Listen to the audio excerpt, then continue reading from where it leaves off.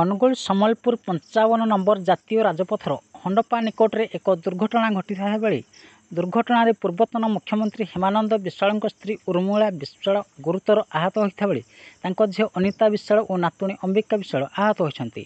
ଏହି ଦୁର୍ଘଟଣାରେ ବାଙ୍କୀ ପୂର୍ବତନ ବିଧାୟକ ପ୍ରଭାତ ତ୍ରିପାଠୀ ସାମାନ୍ୟ ଆହତ ହୋଇଛନ୍ତି।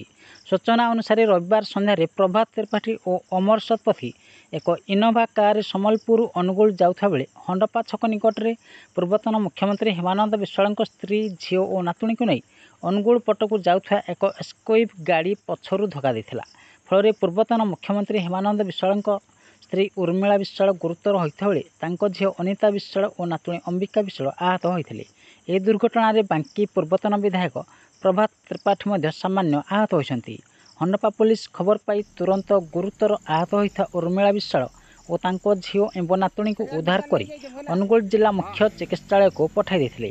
ବିଧାୟକ ତ୍ରିପାଠୀ ହଣ୍ଡପାରେ ପ୍ରାଥମିକ ଚିକିତ୍ସା କରାଇଥିବା ସୂଚନା ମିଳିଛି। Bureau report, news Odisha TV.